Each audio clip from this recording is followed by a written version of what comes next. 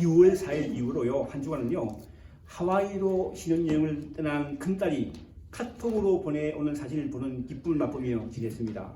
큰딸이 여러 사람의 축복을 받으며 자신을 사랑하는 남자와 행복해하는 모습이요, 본영 사진에 넉넉히 드러나 있더군요. 경치가 아름다운 하와이를 배경으로 두 사람이 팔짱을 끼고 서로를 바라보며 웃으며 찍는 사진도 있었고요. 어떤 사진은 두 사람이 호놀룰루, 아시죠? 호놀룰루에서 아침을 먹는데 뒤에 보이는 바다 위로 무지개가 떠 있었습니다. 그 앞에서요, 활짝 웃으며 이렇게 찍은 사진이 있더라고요. 예, 그래서 그렇게 무려 6일간에 걸친 오랜 신혼여행을 마치고 지난 월요일 13일 새벽에야 캘리포니아에 있는 자신의 신혼집에 도착할 수 있어요. 화요일 날 출근한다고 했는데 새벽에도 비행기 늦어지는 바람에 그래가지고 화요일 못 가고 수요일 날 일 갔습니다. 일 갔어요. 남편과 아내도 일 갔습니다. 그래서 이제 아내가 걱정이 돼가지고 카톡을 했더니 너 괜찮아? 일 갈 수 있어 했더니 충분히 쉬어서 괜찮대요. 문제 없다 그러더라고요. 보람이 없다. 그랬다는 이야기를 들었습니다. 근데 그 이야기를 들으면서요, 저는 속으로 생각했습니다. 너희들 참 좋을 때다. 그렇죠? 좋은 때죠. 그렇죠? 같이 한번 살아봐라. 지금처럼 서로를 바라보며 늘 환하게 있을 수 있는지. 그렇다고 여러분 오해하지 마십시오. 지 아내하고 무슨 문제점이 아닙니다. 그런 이야기 아니에요. 잘 살고 있어요. 그런데 같이 살다 보면요, 서로 다르잖아요. 지역체계합니다. 저만 그런가요? 제가 많이 참지요. 제 아내 말하면 제 아내가 많이 참다 그러죠. 그렇죠? 참습니다. 그래서 그렇게 서로 다른데 지역참일수록 참으면서 하나님의 삶으로 빚어져 간다는 것을 생각하게 됩니다. 사랑은 서로 전혀 다른 환경 속에 자라온 남녀가 사랑하는 관계가 되어서 결혼하여 부부가 되어 함께 산다 할지라도 서로 다른 때문에 크고 작은 어려움을 겪기 마련입니다.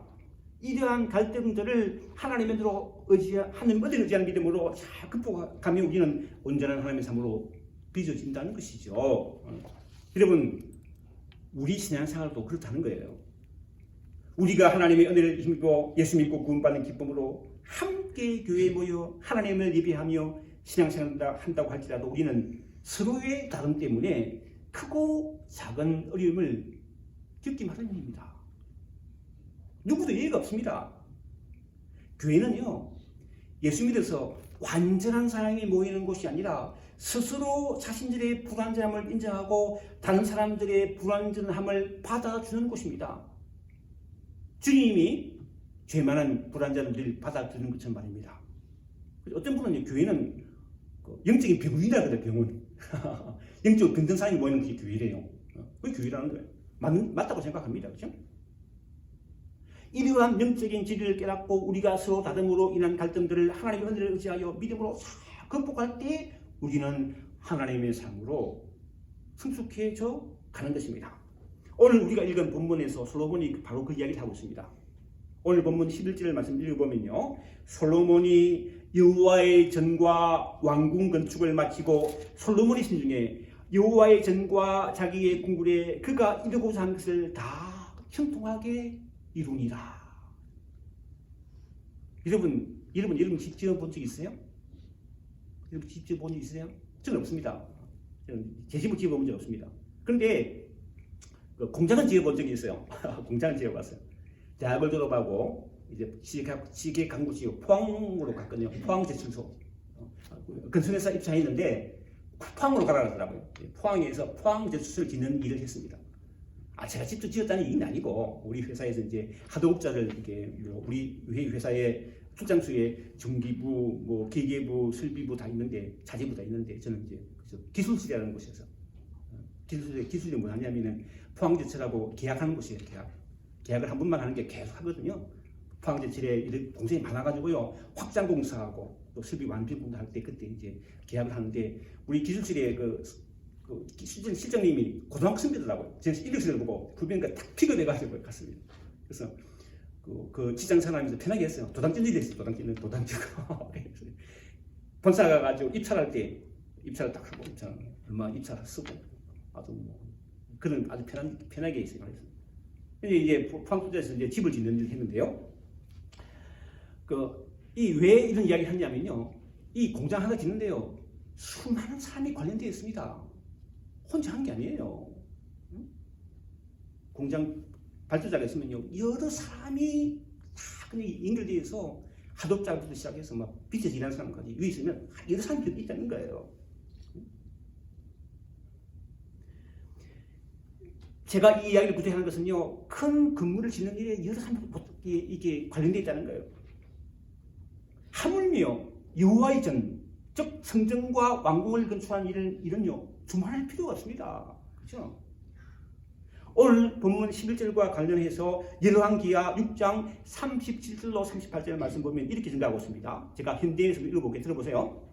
솔로몬 왕 4년 6월에 성전 기초를 놓았고 11년 8월에 설계대로 성전이 준공되었으며 솔로몬이 성전을 짓는 데 소요된 총 공사 기간은 7년 6개월이었다. 몇 년이요? 7년 6개월이었다는 거예요. 열왕기상 7장 1절입니다. 또 솔로몬은 자기 궁전을 13년 동안 건축하여 준공하였다. 그러니까 여호와의 전, 즉 성전과 왕국을 건축하는데요. 총 몇 년요? 20년 6개월 걸렸다는 거예요. 20년 6개월 걸렸다는 거예요. 엄청나게 긴 시간과 그에게 투자로 성전과 왕국을 짓는이 강했습니다. 그런데 그런 대공사를 성공전 마칠 때 솔로몬은요 너무나 기뻤을 것입니다. 그렇죠? 20년 동안 지었으니까 기쁘다는 거예요. 이제 자신의 남은 생을 편히 쉬고 즐기며 살자고 생각할 것이 했을 것이 분명합니다. 여러분 그렇지 않겠습니까? 젊은 시절부터 나이 들기까지 수십 년을 힘든 직장생활을 하며 고생하여 번 돈으로 여러분 직장생활 힘들다 알아요. 저도요. 해봤기 힘들죠. 힘들어서 번 돈으로 이제 남은 생활 편하게 살고 싶은 마음이 있었는데요. 논인의 새집을 구했다면 이제 한시름 놓아 쓸 것이라고 생각했을 것입니다. 그런데 하나님은 바로 그 순간에 솔로몬에게 나타나셔서 새로운 사명을 주셨습니다. 바로 그 시간입니다. 12절 말씀이죠. 현대의 성경을 읽어보겠습니다. 여호와께서 밤에 그에게 나타나 이렇게 말씀하셨다. 내가 이미 네 기도를 듣고 나를 위하여 이곳을 제사드리는 성전으로 택하였다.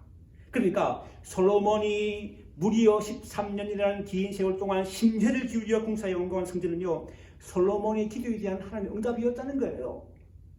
단지 솔로몬의 열심과 노력으로 성전이 완성된 것이 아니라 하나님이 응답하셨기 때문에 성전이 완공된 것이라는 것입니다.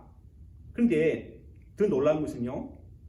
앞으로 어떤 어려움이 닥쳐올 수도 있다는 이렇게 경고하십니다. 13절 말씀 보면요. 혹 내가 하늘을 닫고 비를 내리지 아니하거나 혹 메뚜기들에게 소선을 먹게 하거나 혹 전염병이 내 백성 가운데 일어날 때 현대의 성경이 번역했더라고요. 내가 하늘을 닫아 비가 오지 않게 하거나 메뚜기로 모든 농산물을 먹어버리게 하거나 내 가운데 전염병을 보낼 때 오직 하나님의 영광이에요. 자신의 영광이 아닙니다. 하나님의 영광을 위해 성전을 건축을 완수한 솔로몬에게 하나님이 환난을 보내실 수도 있다는 말씀을 읽으며 생각나는 일이 있었어요. 제가 예전에도 말씀드렸지만요. 저는 대학교 다닐 때 제가 다니는 학교에 전도하러 오신 전도사님을 만나가지고 예수 믿기 시작했어요. 네? 예수 믿기 시작했어요. 아시죠? 이게 들어본 분 계실 거예요. 네? 그 전도사님은 그 당시 서울 봉천동의 한 상가 건물 2층을 빌려서 이제 개척교회를 하셨는데요. 주로 저와 같은 대학생들이 구순로 구성된 아주 작은 교회였습니다. 그렇죠. 우리는 우리 교회에 대한 자부심이 강했어요. 대학생 순수하잖아. 순수한 마음으로. 순수한 마음으로 우리 교회를 아름다운 하나님 기뻐하시는 교회를 이룰 것이라 생각하고요. 자부심 굉장히 많습니다. 그래서 하나님이 기뻐하시는 교회, 세상 사람들이 칭찬하는 교회를 세워나갈 수 있다고 믿었습니다. 저는 그 작은 교회를 섬기며 신앙생활 아주 열심히 했어요.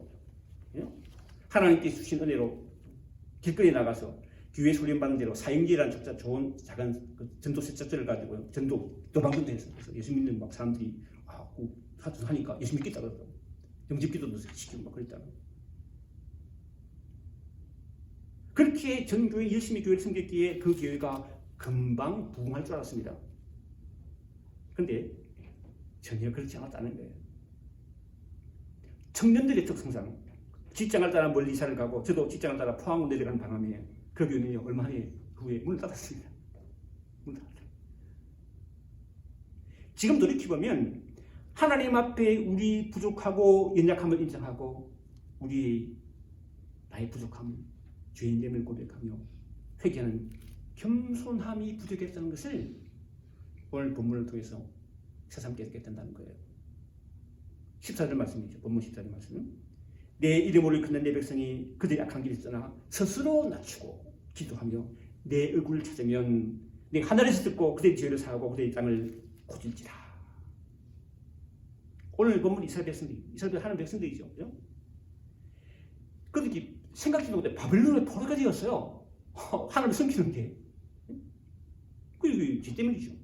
이런 생각지 못한 인생의 전을 당할 때 해야 할 일이 있다는 거예요. 우리가 전을 당할 때, 어려움을 당할 때 해야 할 일이 있다는 거예요. 첫째, 속히 악한 길에서 떠나야 합니다. 우리가 사는 이 땅에 사람으로 인한 인재도 많지만 사람들의 힘으로 어쩔 수 없는 천재비인도 많이 있습니다. 그렇죠? 그 대표적인 예가 얼마 전에 사우스 센츄럴 지르키에 일어난 대지진이죠. 여러분 뉴스를 보고 아시죠? 사망자가 몇 명? 3만 명을 넘었다는 이야기 들어요. 3만 명을 넘었대요. 수많은 이점이 생긴 거예요. 멀리 떨어진 한국에도 지층이 균수가 따라요. 항상 그런 것은 아니지만 이런 자연에 대한 많은 경우가 악에 대한 하나님의 징벌이라고 성경은 증거하고 있다는 거예요.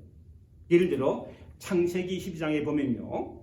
여호와께서 아브라함에게 너희 고향과 친척과 아버지의 집을 떠나 내가 네게 보여줄 땅으로 가라. 내가 너로 큰 민족을 이루고 네게 복을 주어 네 이름을 창대하게 하리라. 너는 복이 될지라고 말씀하십니다. 이 아브라함은요.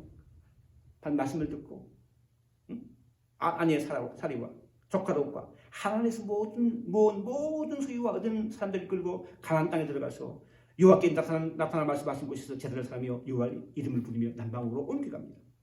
그러니까 자신의 인생과 함께 모든 가족 인생을 두고 여호와의 말씀에 순종해 나갔다는 거예요. 누가요? 아브라함. 그렇다면 하나님 복을 주셔야 되지 않습니까? 그렇죠. 순종했는데 온갖 위험을 무릅쓰고 하면서 순종했으니까요. 그런데 현실은 그렇지 않았습니다. 아브라함이 옮겨간 땅에 큰 기근이 들었습니다. 그뿐만 아니라 애굽 가까이 이르렀을 때는요, 자신의 아름다운 아내 사라로 말미암아 애굽 왕 바로에게 죽일 값을 당할까 봐 누이라고 속이는 바람에 어림을 겪었다는 거예요. 뭘 처음에는 이제 애굽 왕의 양과 소와 노비와 안수를 얻지만 나중에 이거 드러나가지고요 어림을 당해요. 바로 왕이 이렇게 말하죠. 창세기 12장 17절 20절 말씀을 읽어보면요. 여호와께서 아브라함과 사내 아래의 일로 바로와 그 집에 큰 재앙을 내리시니라. 바로가 아브라함을 불러서 이르되 네가 어찌하여 나에게 이렇게 행하였냐? 네가 어찌하여 그를 네 아내라고 네게 말하지 아니하였냐? 네가 어찌하여 그를 누이라 하여 내가 그를 데리다가 아내를 삼게 하느냐? 내 아내가 여기 있으니 이제 데려가라 하고 바로가 사람들에게 그 일을 명하며 그들이 그와 함께 그의 아내와 그 모든 소리를 보내었더라.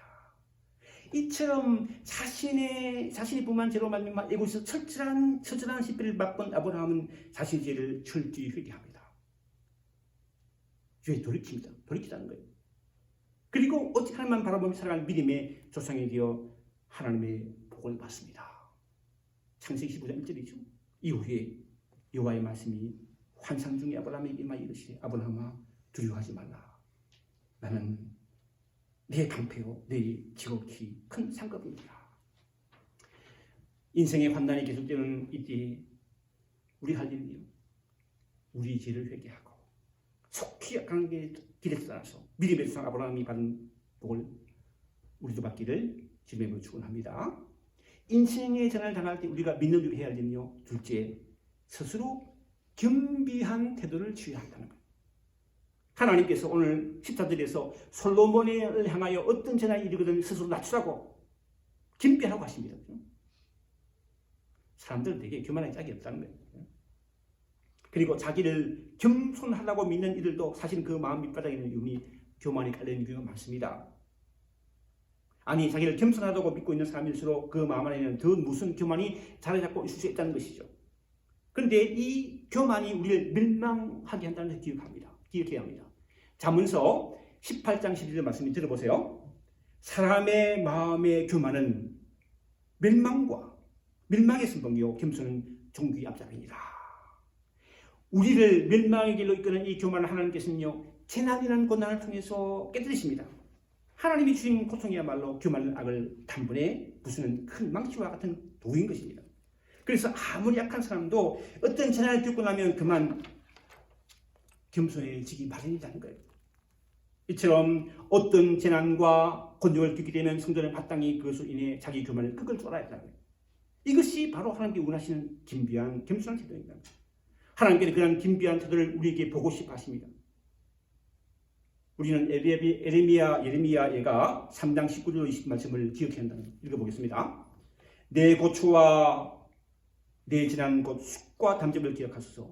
내 마음이 그것을 기억하고 내가 낙심되오나 이것을 내가 마음에 담아두었더니 그것이 오히려 나의 소망이 되었사오니 여호와의 인자와 긍휼이 무궁하심으로 우리가 진빌되지 아니합니다. 고난을 당한 욥도 이렇게 고백하고 있습니다. 욥기 42장 5절 6절 말씀인데요. 내가 죽게 대하여 귀로 듣기만 사오나 이제는 누둥천을 보였나이다. 그러므로 내가 스스로 거두어드리고 티끌과 제 가운데 회개합니다. 어림을 당할 때, 재난을 당할 때 이런 겸비한 태도가 우리에게 필요한 것을 기억하는 저와 되기 바랍니다. 인생의 재난을 당할 때 우리가 우리가 해야 할 일은요, 첫째 하나님의 얼굴을 구했다는 거예요. 본문 14절에 하나님께서는요 솔로몬을 향하여 어떤 재난이 이르거든 즉시 당신의 얼굴을 구하라고 합니다. 물론 이때 하나님의 얼굴이라는 것은요 상징적인 말이죠. 사람의 얼굴을 말하는 게 아니죠. 상징적인 보이지 않는 하나님의 얼굴을 구하라는 거예요. 하나님의 얼굴을 구하라는 말은 하나님을 찾으라, 하나님을 부르라, 하나님을 만나라는 것입니다. 이사야서 55장 6절 7절 말씀인데 읽어보면요 너희는 여호와를 만나면 찾으라, 가까이 계실 때 그를 부르라. 악인은 그의 길을 불의한 자는 그의 생각을 버리고 여호와께로 돌아오라. 그리하면 그가 긍휼히 이기시리라. 우리 하나님께 돌아오라. 그가 너희 어렵게 용서하시리라. 여러분 오늘 왜 교회 나오셨어요? 오랜만에 얼굴 보리고 하나님 만나고 나오셨잖아요. 그렇죠? 자, 오늘 아침 일어났는데 오늘 아침에 뭔가 좀 일이 날 것 같아. 그래서요. 보통 10시 넘어서 이제 히트를 트는데요. 아침 일찍 들었습니다. 9시 들었어요. 10시에 누가 오셨더라고. 왜 오셨더라고. 이상하게 그런 분들이 또 오래간만에 오신 분도 막 계시고요. 오늘 다 출석하셨어요. 나오신 지 다 출석. 지금 일단 다 출석하셨어요. 왜 나왔습니까? 하나님의 얼굴을 구하기 위해. 하나님 만나기 위해. 찾기 위해 있다고 그랬죠. 다시 보면요. 너희는 여호와를 만나는 날에 찾아라. 가까이 계시니 그를 부르라. 악인은 그의 길을 불의한 자는 그의 생각을 버리고 여호와께 돌아오라. 그리하면 그가 긍휼히 이기시리라. 우리 하나님께 돌아오라. 그가 너희에게 용서하시리라. 그렇습니다. 하나님을 만난다는 자체가 인간의 모든 문제의 해답이라는 거예요. 그럼 어떤 재난을 만나면 어림을 당하면요 즉시 하나님을 찾아야 한다는 거예요. 유엘서 2장 12절 말씀이죠. 너희는 이제라도 금식하며 울며 애통하고 마음을 다하여 내게로 돌아오라. 근데 한 가지 놀라운 사실은요. 우리가 하나님 찾기 전에 하나님이 먼저 우리를 찾으셨다는 거예요. 네? 하나님 찾기 전에 하나님 우리를 먼저 찾으셨다는 거예요. 그렇지 않아요? 자녀가 부모를 찾기 전에 부모가 찾으면 찾지요. 당연하죠. 당연한 말이죠. 그렇죠? 이사야서 65장 1절 말씀입니다.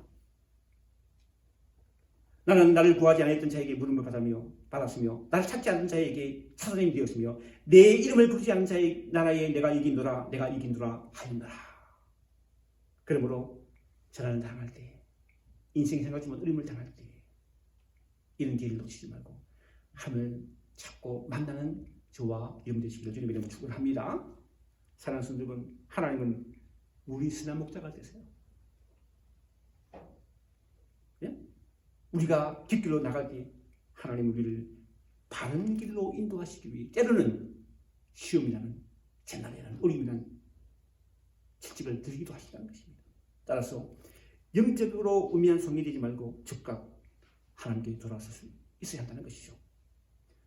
하나님의 사람인 지혜 솔로몬요 잠언서 1장 22절 23절 이렇게 말합니다. 너희 어리석은 자들은 어리석음을 좋아하며 교만한 자들은 교만을 기뻐하며 미련한 자들은 지식을 미워하니 어느 때까지 하느냐. 나의 책망을 듣고 돌이키라. 보라 내가 나의 영을 네게 부어주며 내 말을 네게 보이라 하십니다. 어림을 당할 때 생각지 못한 고통을 당할 때 속히 악한 게 있었으나 겸비한 마음으로 하나님의 얼굴을 구하는 저와 여러분 모두가 되시기를 주님 축원합니다. 기도하겠습니다. 주님, 험한 세상을 살면서 때로는 생각지 못한 재난 어림을 당할 때가 있습니다. 이럴 때 속히 우리 약한 것을 떠나서 겸비한 마음으로 겸손한 마음을 하며 찾음으로 승리하는 삶을 살아가는 저희 될 수 있도록 축복해 주옵소서. 예수님의 이름으로 기도하옵나이다. 아멘. 우리